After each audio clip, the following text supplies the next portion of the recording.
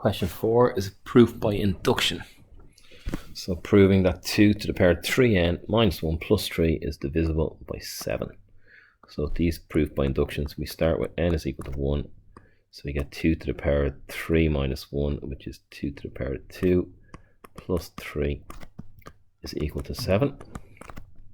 So 4 plus 3 is 7 is equal to 7. So yes.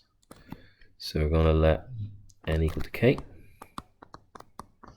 So we get 2 to the power of 3k minus 1 plus 3 is divisible by 7. That's my assumption.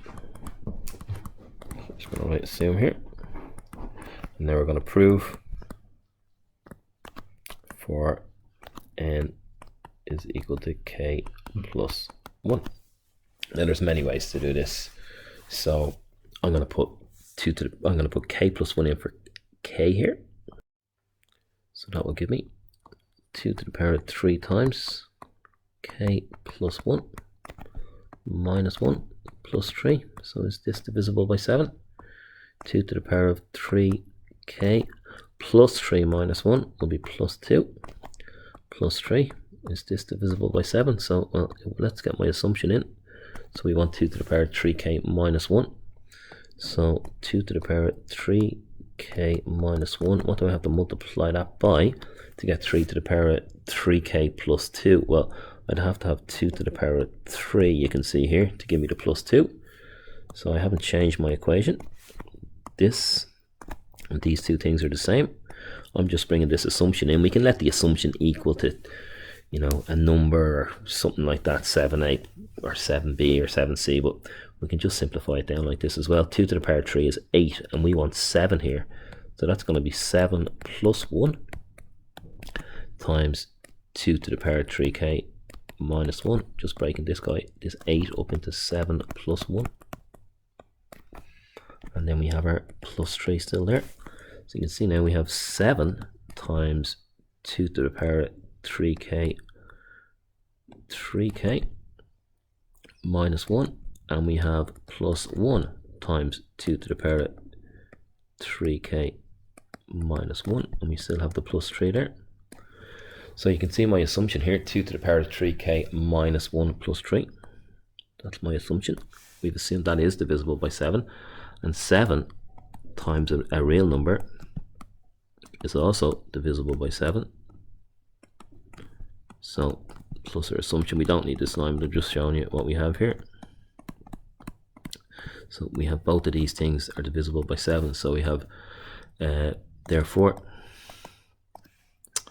n is equal to k plus 1 works, and then we write therefore true for all values of n, and so on.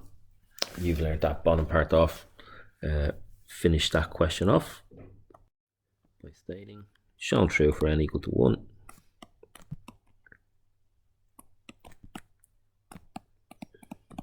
Assume true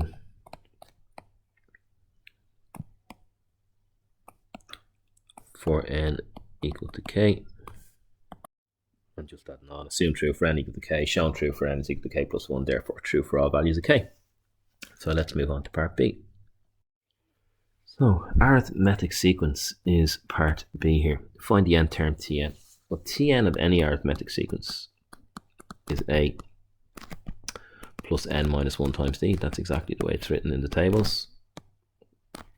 So what have we got here? We have p plus 7. So the difference is equal to 7, and the first term is equal to p. So nice and easy. Tn is equal to a, the first term, which is p, plus n minus 1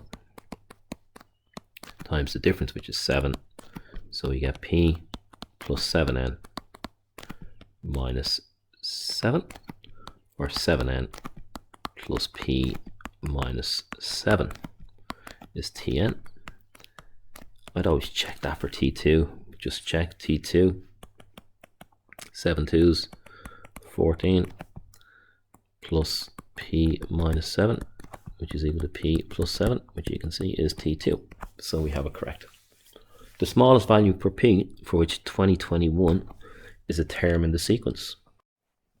So trial and error will get you there quite easily. So 7n plus p minus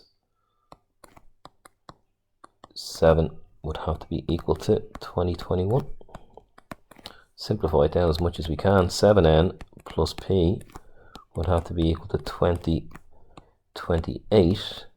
Now, this number has to be divisible by 7 for it to be a term of the sequence. So, if p is equal to 1, let's just do a bit of trial and error here. If p is equal to 1, 7n is equal to 2027. Is that divisible by 7?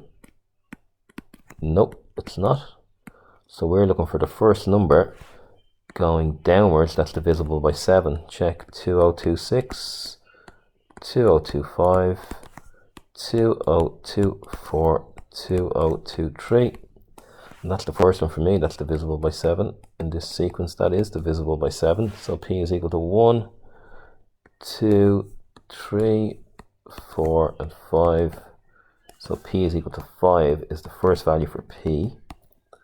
That would make this sequence here have n as a number, and when p is 5, are we looking for, no, just the smallest value for p.